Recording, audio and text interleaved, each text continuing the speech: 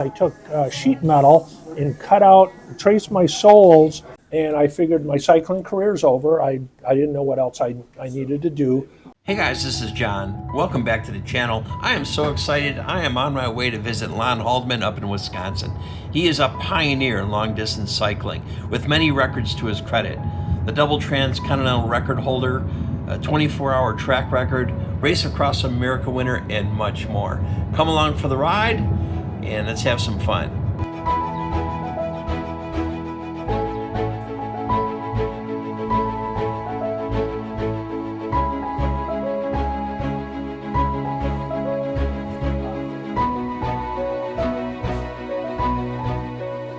Hey guys, this is John. Welcome back to the channel. Today, I'm with someone special, a childhood hero. This is Lon Haldeman, if you haven't recognized him already. I really appreciate you spending the time with me today and sharing your story.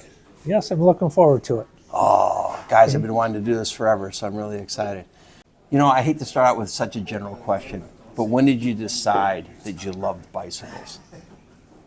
When I first started riding, when I was, I got my first bike when I was 8 years old, and I liked the freedom of getting out on the street and riding to school, 10 blocks. I thought that was really a long way. And all 10 blocks. Yeah, and eventually my parents were great because they let me go everywhere. Nowadays, I don't think parents would just say, oh, go ride to the next town 3 or 4 miles away. Right. And that's when I first started riding. What I thought was a long way, going 5 miles, 10 miles. Eventually in junior high, I'm starting to do these 15, 20, 30-mile rides. Right. Going off and doing a 50-miler around Lake Geneva, which was 8th grade, I believe it was. And well, that's 24 miles or 25 around Lake Geneva, right? Well, from my house. Oh, from your house. From my house. From Harvard, I'd go up around the lake and come back.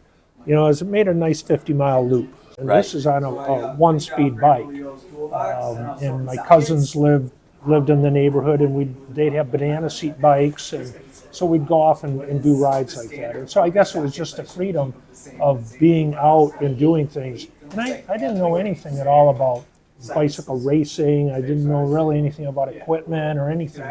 So everything was just a learning process for me at that time. Right, right. So Lon, what was the first bike that you got that you really considered a nice sport bike, something you could build on? Well, my grandfather found me a Raleigh Hercules English racer in the garbage. It didn't have shift cables or brake cables, and that was my first real bike. So I put some cables on it. It didn't have shift cables, so I could move the rear derailleur by pedaling, move the derailleur, and put a stick in the parallelogram to change gears. So that's how I used to shift. And I rode that for at least 2 years. And then I got I did the bike-a-thon, and they were gave away an AMF 10-speed bike.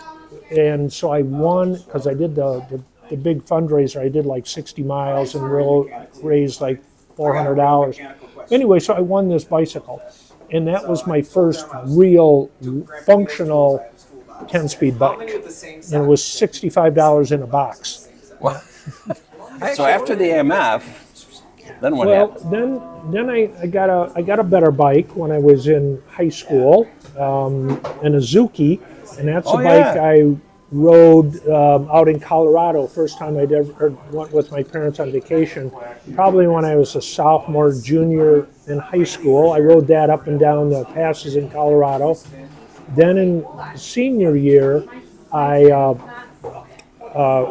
a Schwinn Voyager, and so that was like a really, really nice bike. But see, so I was gradually getting into cycling more and more, and I didn't know really anything. I didn't have good bike shorts. I didn't have shoes. Didn't wear helmets. They didn't have really helmets back then. So for me, it was a very gradual progression of getting into cycling. Did you have a pair of bedded biker shoes or the Avocet shoes or anything like that? Nothing, or just regular gym shoes? Well, I had gym shoes, and to make cycling shoes, I took sheet metal and cut out, traced my soles, and I made insole stiffeners out of sheet metal to put inside my gym shoes. That's awesome. I needed some black cycling shorts, so I took my double knit Sunday school pants and I cut them off, and I made cycling shorts They're out of probably those. slipperier than your jeans, so Yeah, it yeah. worked out really well. Right. So that's the kind of stuff I had. I didn't have good equipment at all. Wow. And what age are you doing this? Well, it was, I was in high school at the Okay. time, and I didn't know that much, but I, in the back of my mind, this is kind of when I started thinking about trying to do a transcontinental. And so I started to... No, you back then you were thinking about transcontinental? Yeah, and so Bicycling Magazine, I think the first issues came out in 1973. Right. And I was in 8th grade. So I started reading Bicycling Magazine. Every now and I'd see this article about somebody setting a transcontinental record. And so I actually had a book of clippings, and I started categorizing everything. There would be about nutrition, what did you eat? They talk about carbo loading and stuff.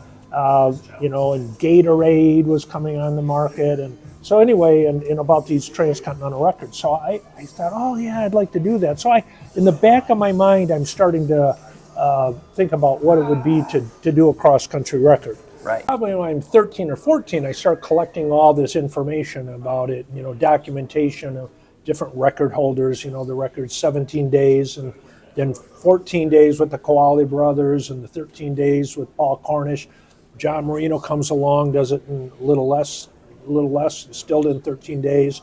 He comes back and does it in 12 days, 3 hours, and then, this is in 1980, and that's really when it clicked. I said, I'm gonna do it the next year.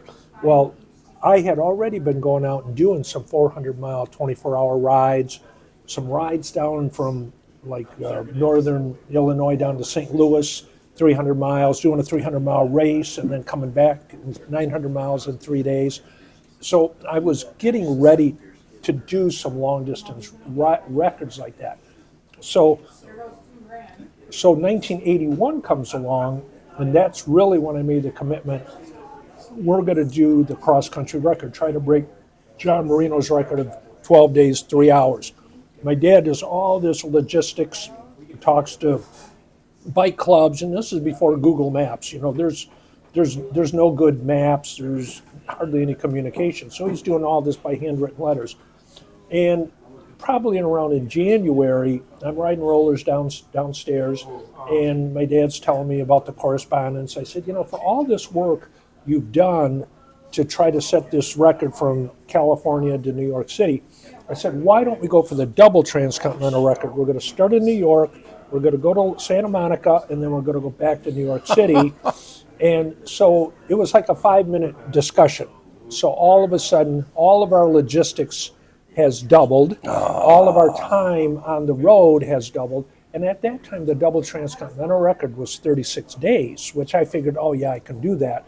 But we were also going to try to break Marino's 12-day record somewhere during that. Oh, I see. So you could break that record doing the double trans. On one of the ways. So 1981 is when I do the double transcontinental. We started, it was in June, and it went from New York City to Los Angeles in 12 days, 18 hours. Did not break the record. But this is also back in the days when you didn't really ride at night. Oh, okay. This is like, oh man, if I can get in 240 miles in daylight hours, I thought that was a pretty good day. Right. So then on the return trip, we knew we had to go faster. So, I was getting up earlier in the mornings, riding a little before sunrise, riding a little after sunset. Ended up finishing in 10 days, 23 hours. 10 days.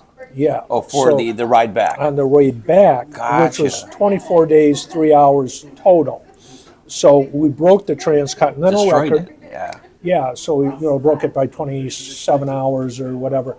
And so anyway, so I figured I had been planning this for 10 years about doing this record attempt and, setting a transcontinental record. So it was all successful, and I figured my cycling career's over. I didn't know what else I needed to do. So how did you get involved with the Race Across America then? or the Great American Bike Race? Okay, so we finish the double transcontinental, go back to Staten Island. I go to bed 9 o'clock in the morning. I finished like at 6 in the morning. I go to bed at 9 in the morning. I wake up to do a press conference at noon. John Marino calls in on this chat line. He goes, how would you like to be involved in the Great American Bike Race next year with John Marino, John Howard, and Michael Shermer? And I said, oh, sounds like fun. Fun. And so sounds like work. Basically, from 6 hours earlier, thinking my cycling career was over, right, to then being involved in the Great American Bike Race. And so then it was like, and the whole crew was at the table, and they're like, oh, no, not again. Now, who is your crew? How do you find crew that could do it 23 days transcontinental? Well, and it's more like 30 days because we had to go from Illinois to Los Angeles, to New York, and back and forth and all that. So it's a 30-day commitment at least. So you got to find people who don't work for a living. Right. So, my dad, who was working at Dean's Milk, and he took all his 4 weeks vacation time to go on the road. How about that? So he's on the road. My mom, Susan Notorangelo, who was my girlfriend at the time, she went. My brother, who was 18 years old, my brother Ken, he was just graduated from high school. Dean Detman from Elgin, Illinois, and John Royer from Elgin, Illinois. So we had 6 people on the crew. And so, we didn't really know what we were getting ourselves into. Right. But there again, that was probably a good thing because had we known how hard it was really going to be, we probably wouldn't even have tried it. So you get a call from John Marino. Right. And so now in 1982, we had another goal. Okay, now we're going to do this race against, 4 of us race across the Great American Bike Race, and ABC Wide World of Sports is going to film it. So that was like a big deal. That's a huge deal. You couldn't get any better than that. That's viewership, 20 million people are watching that. That was a big. Everybody watched. Everybody watched that, and we're going to put it on in February, which is after basketball season, and so it was like the dead time for sports. So February was everybody's indoors, everybody's watching television. So they put it on during Sweeps Week, which is their biggest week of the year. Wow. They end up winning an Emmy for sports marketing. No kidding. Yeah. That's cool. Now, I understand, I have an acquaintance, Bob Olson. Yeah. He is in, was it Wheelworks in Wheelworks in Crystal Lake, and Bob Olson, still runs a shop. And Bob came along on the first, I won the 82 race, then I did the race again in 83. Bob went along with a friend from Crystal Lake that was selling the T-shirts. Bob goes to Atlantic City. He's like 15 or 16 years old. So he kind of gets hooked on cycling then. And then Bob crewed for me on some other years after that. And he's a total authority now. Right. I mean, when you want a high-end bike, or you want something custom, or just something high performance, Bob's your guy. He's in Crystal Lake. Wheelworks. He's been in their business for 40 years. Yeah. I think he's his mid-50s or years old right now. Oh, he's ancient now. Yeah. But he started when he was 15 years old. I met him at a shop in 1989 is when I first met him. Mm-hmm. He was working at, I think, a shop in Woodstock. And then he did a few other shops until he opened his own gig. Right. So that's awesome. So how many times did you do the race across America? Well, sometimes it was solo record attempts, like the double transcontinental and tandem records. See, there was not a division for tandems. So Susan and I in 1983 did a tandem record, 10 days, 20 hours, which actually set the all-time record too for men, but that was for men, women. So I've done 8 solo and 6 on tandems. Wow. So it's 14 races. And who are your tandem partners? Well, Susan, I did it with her twice, right? In 83 and 86. Did it with Pete Pensears in 87 and 90. Did it with Tom McKenna in 91. Bob Reedlove in 92. Wow. And then, see, the one with Pete in 87, that was probably the best one overall because that was 7 days, 14 hours. which is almost 400 miles a day. It's amazing. And so that record still stands. And Oh, that one's still standing. That's awesome. Pete and I, are in contact, every now and then. That topic always comes up. It's like, I wonder if somebody's going to break that record, because that one's going to be hard to beat, a 7-day, 14-hour time, mainly to keep all the logistics and everything in line. Well, let me shift gears here a little bit, or however we want to look at that. How did you meet Susan? Well, when I was getting ready for the double transcontinental, the previous year, I did an event across Missouri called the Bicycle Across Missouri, 540 miles back and forth to Kansas City from St. Louis. And I finished that in 32 hours or something. It was her first finisher. And then Susan finished in like 60 hours. And she was the only woman in last place finisher. Well, anyway, after the end of it, I wrote her a letter. And I said, why is a girl getting involved in long distance cycling? And she said, well, she thought it would be fun. That became a politically incorrect question to ask. Yeah, well, but even going back, before then, she went to sign up for it, and the organizer sent her money back, says she shouldn't be doing it. And she says, well, why not? And he said, well, have you ever ridden 100 miles? She goes, no. And he goes, well, you have no business being out here. And so she goes, okay, well, I'm going to do it anyway. So that summer, she did her first 100-mile ride and stuff. So anyway, during the Bicycle Across Missouri, she did her first, she did a double century and a double century, and then a 140-mile day to finish in the 3 days over Labor Day weekend. So anyway, when she finished, then I wrote her a letter, and then we got, again, this is pre-internet, and we didn't even talk on the phone. We wrote these letters back and forth. She wanted to come on my crew for the double transcontinental, so she rides her bike from St. Louis up to Harvard, Illinois, Northern Illinois. And I figured, well, if she can ride her bike 350 miles, she's kind of spunky. Right. So that's how we met, and that's cool. And then one thing led to another, and she finally, we talked her into doing the women's transcontinental record in 1982, which she did in 11 days, 16 hours. And she was actually on schedule to break my cross-country record until she got to about to Ohio. That's just nuts. Yeah. And you must have made it look easy to make her want to do it. Well, she tells the story. She said it did look like I was having fun out there. We didn't. We rode during daylight hours a lot of times, so it wasn't that bad. But one of the things that I learned when she did her record in '82 in July, she rode from basically Columbus, Ohio to New York City, the last 600 miles nonstop. Wow. And just to get it over with. She said, I'm pound it out. Too tired, I'm just going to get it over with. Okay, so she gets it over with. The next month, the Great American Bike Race starts, and people are saying, well, where's your first sleep break going to be? And in the back of my mind, I go, Susan rode 600 miles at the end of a race. I think I can do it at the start. So that's what I did at the start of the Great American Bike Race. And everybody's sick, John Howard, John Marino, Michael Sherman, everybody's sick. We're all thrown up in the desert. But I get through the first night, go through the next day, go into the next night, and I did the first 600 miles in, I guess that would have been about 36 hours. And see, everybody else had stopped to sleep. Right. For some, because they figured that's what you needed to do. So I wake up, and now I'm like 6-7 hours ahead, and I was able to hold that lead kind of for the rest of the race. But had I not seen Susan do it a month earlier, I don't think I would have tried it. Well, guys, I got to tell you, I had the delight to talk to John Howard on the phone a couple months ago, and he's got a book that he wrote about Major Taylor.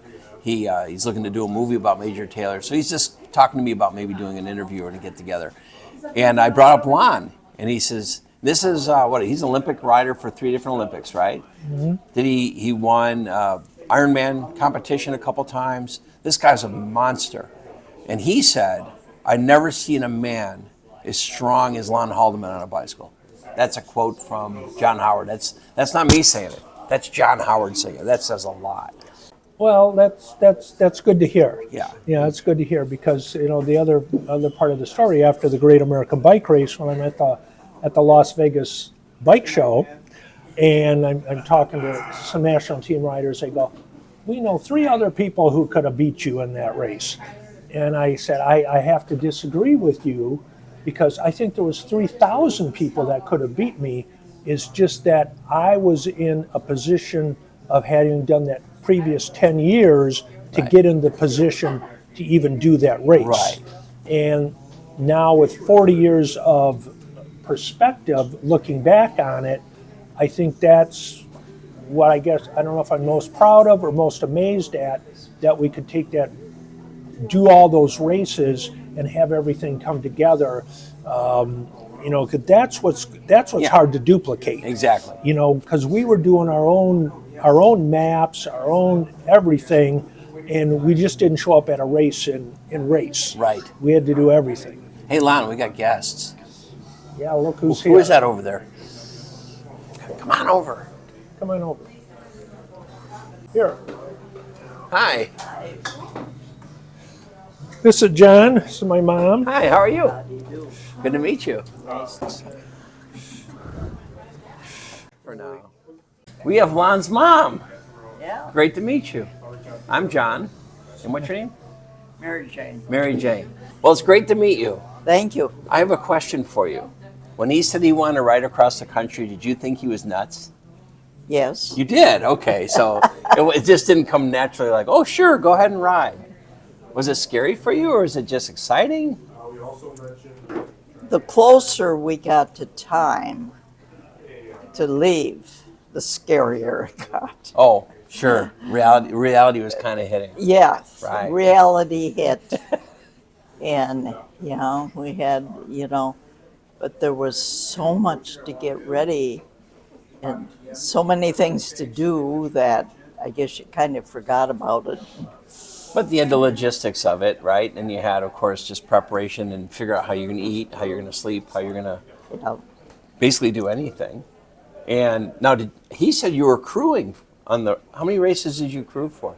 Oh my How about- goodness. how All many- of them, I guess. You crewed on all of them? Well, you're on 80. Except we didn't do the Penn Sears Haldeman one. So, and you did some tandem ones, even with Susan. I did, yes. Gotcha. When they did the tandem, I got on part way because I was still working at the time. Gotcha. So it was a little later after I finished working and had the summer, then I went with them. I think it was 8. Eight of them that you went on. Wow. So you've seen a lot of the country. That's unreal. That's awesome. No, I haven't seen a lot of the No? country because I was stuck in the motorhome. Oh, you saw the motorhome. I saw a lot of Interstate 40. Yeah, I guess it'd be interesting. I have not looked at the route in years, so I'd have to relook at the route. Wow, that's interesting. Well, you know what? I tell you what. One thing I've always learned is that if someone is accomplishing something that Lon has done several times, that Susan's done, it's because they have parents that are supportive. Without parents supporting, never would happen. So, not only in terms of just financial support, but physical support. Not telling him he's nuts. Back in the day, when I was 17, I wanted to ride across Iowa on a bike ride called Ragbri. Mm-hmm. And even that, it was 500 miles. My dad thought I was nuts. So it's great that you support him through all that. And it had to be a lot of work. Yeah, it was a lot of A lot work. of sacrifice. Yeah. So you and your husband both support, Yes. right? Right. He was at that particular time, I think he had enough years in. He had like 3 weeks of vacation. He didn't know, it was when we did the double. He didn't know if he could get back in time. Well, it so happened that the men at the factory, because we didn't get back in time, the men at the factory, several of them volunteered to take his shift. Wow. That's and inspiring. filled in the week until he could get back. That's cool. Yeah. Now, did you get inspired to get on a bike yourself at all? Well, we were riding a little, but Okay. I didn't really get any inspiration until it was our 25th wedding anniversary. And the boys went together and bought us a silver Schwinn Tandem. Oh, interesting. And Is it like a twin type tandem? Paramount. Paramount tandem. Paramount. Wow. Living large. Beautiful bike. yeah, it was. Couldn't get Ron to build him one? This is before Ron. This is about 1978. Oh, this is before Ron. This Okay, is gotcha. before. All right. And at that particular time, my husband and I could not have the time to be ready to do anything. So we rode the bike that summer and kind of got in shape and so forth. The next year, on vacation, Ed says, we're going to take a bike ride. So we call it our 5-state tour. But we camped all the way, had camping gear on the bike. Wow, so you went loaded Loaded. on a tandem. Oh, yeah. So front rear bags of Yes. the tent. Well, that's being inspired to be a cyclist. Wouldn't you agree, guys? Absolutely. So tell them where you went. Well, we went up Wisconsin way. The morning we started out, it was rainy and misty, and we had a preacher that lived fairly close, and he was up bright and early taking pictures of us, and he thought, well, we'll cancel out, it's raining, But away we went. Wow. And we got up around Whitewater, Wisconsin, and at that time, it begins to get hilly in that area, the Kettle Marine area. Oh yeah, for sure. And the wind was blowing so hard that we had to pedal downhill. So not only was it a challenging ride, you had probably the most challenging of circumstances with weather, with wind and Yeah. rain. Well, it made you tough. Yeah, then we went up into Michigan, upper Michigan. Then You over went into to Minnesota, too. Minnesota. You caught a little bit of Iowa, a little bit Iowa. of Minnesota. So you did a loop. Yeah, a loop of the Kind state. of the perimeter of Illinois. Of Wisconsin. Of Wisconsin, yeah. Up and Hey, Lon, if I can, what I'd like to do is take a look at a couple of your bicycles. Also pick one up from you to show at another show. And also just learn about what you're doing now. Okay. All right, sounds great. Let's go. Guys, thanks so much for watching. This is only part 1 of 2. You're going to see the remainder of this video hopefully in a week. We'll see, because I'm going on a trip. Don't know if I'll have time to edit it. But yeah, it talks about Lon's career outside of racing, and along with his charitable works and his charitable stuff, that I'm kind of putting that together, a little bit of my own, because he's a humble guy. He doesn't want to talk about it all. So I'll be talking about that as well. Gosh, what's coming up on the channel? So much. I'm leaving tomorrow for Colorado. Why? Because Saturday the 31st, I'm going to be with Seth at the Golden Velo in Golden, Colorado. He's having an open house, I'd call it. He calls it a drop-in. A big gathering of folks right before the Eddie Rando, which is January 1st. Now, it's a bike show and ride, mostly just a bike show. And I'll be there with a bike. I got Lon Haldeman's 1983 Race Across America winner with me too. So it's not my bike. He didn't give it to me, but I'll have it displayed there. Then that night, I'll be interviewing Mark Nobilette, frame builder. Man, wait till you see this guy's work. We're gonna be at his shop in Longmont. So that should be a lot of fun. You could thank my wife for being so tolerant, by the way. What else is after that? Oh, Monday morning. I'm going to try to film when I'm at Moots. I'm going to be doing a Moots factory tour in Steamboat Springs. After that, what do we got? Oh, Rich Gangle. He's going to do his show. He's having a show, guys. It's free. If you're in the Golden area, come to Golden, Colorado. And I'll put a link in the description below, or you can look at this graphic here. You can learn a bit about that. He recreated every bicycle that Eddie Merckx ever raced on. And now I did a video on that, you know, from in the fall, but he actually added to that collection. There's like 3 more bikes. I think 2 of them are done. So you're gonna see him also in a couple other videos. But I'm doing that on Thursday. And there's another collection out there in the Aurora, Colorado area. Hopefully I get access to that. I think I will. That should be a lot of fun. Now lastly, I was invited to a dinner. So cool. 3 guests, 1 dinner, and I'm gonna be a fly on the wall as these cycling greats discuss the past, things they've done together. And I'm excited to be part of that. And little secret who it is, but you'll see that coming soon. Hey guys, thanks so much for watching. We have a great community here. Please subscribe to the channel. You'll be seeing a lot more content like this. And I think it's kind of unique. I've looked all over the internet and how many people are doing it. So I'm just having fun. I don't even monetize this channel. I do it for free. It's just a good time.